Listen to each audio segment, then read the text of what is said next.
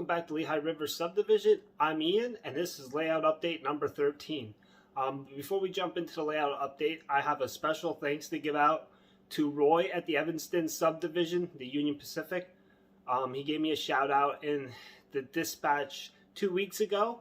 I actually had no clue, and I was watching it, and then I see my layout, and kind of was like a huge shock, because that was really nice for him to give me a shout out. And I want to thank everybody that came over from his video and subscribed, because I did get quite a few subscribers from that. And I want to say thank you to you, Roy, and each one of your subscribers who came over to take a look at my channel. Really neat thing about seeing my layout on Roy's dispatch was the fact that Roy's layout had a lot of inspiration on me to start doing my own layout, and also was one of the deciding factors in me using the Kato track. Seeing what he did with it on his layout is what sold me that I could do Kato Unitrack and make it look very realistic as well.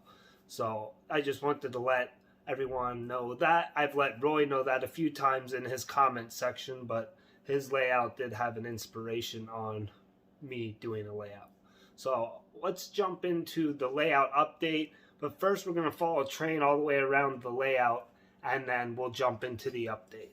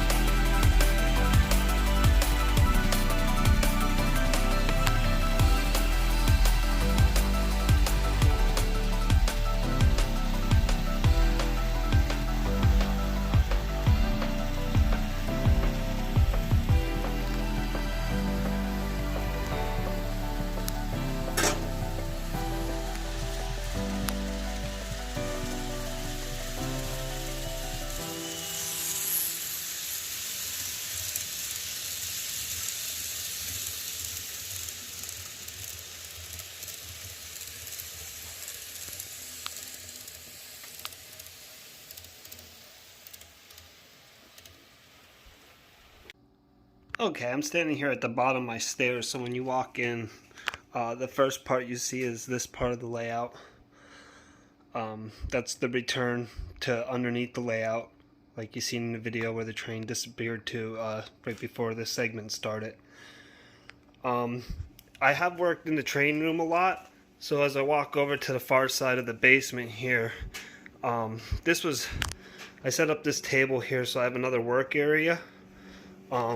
This was all filled with totes and stuff because this bar was actually over in the back corner there, and I moved it out of the way to build the layout, and I used it as my workbench. But it's getting to the point where I can take it out. The freezer's got to go. That died while we were at the hospital when my wife was giving birth to Cameron. That was a pleasant smell to find when we came home, and slowed progress down here a bit for a few weeks. And all these totes were in this corner, and we got some more to put all our holiday decorations and stuff for decorating the house. So you can see I can stack 2 high totes underneath the layout and all the spots, which gives me more room, because if I stand against the fall wall here in the basement, I probably got about another 13 feet to the layout. And the layout right now as it sits comes out 8.5 feet to here, and then it's 16 feet wide over to that far edge of there, and comes out 11.5 feet off the back wall for that peninsula. But I know you guys had seen the piece I had set in here. I took that down because I don't know if I'm going to fasten that yet. I might change and add, you know, more layout to this section because there's quite a bit of room there.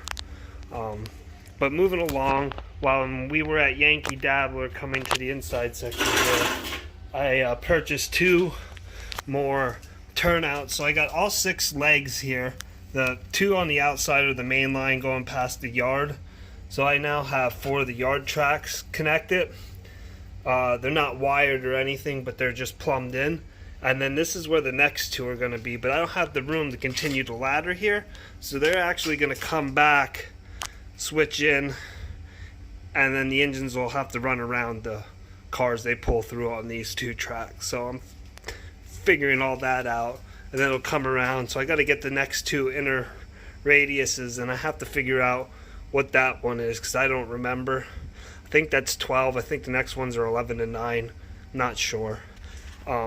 So that's moving along. So I have the 6 tracks plumbed in there. So coming around, this section used to go down to the track that's in the back. If I lift this up, you can see I started piecing these in. So if I pull that out, you can see there's where the track goes back underneath to the other side. That will be closed in because I can reach access from the other side of this, and I can get access from underneath where the track cuts through there. So I started piecing that in to get the terrain.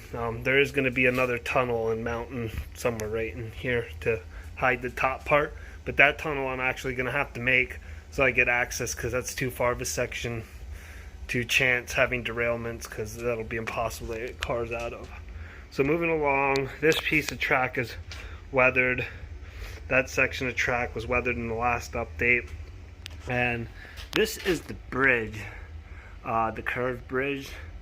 I went ahead and used, I can't get it to focus there, but I used red, Flamenco red flat with, I just put 1 coat and brushed it on, which allowed the original paint to shine through. So it faded it, it gave it a pretty cool tiger look.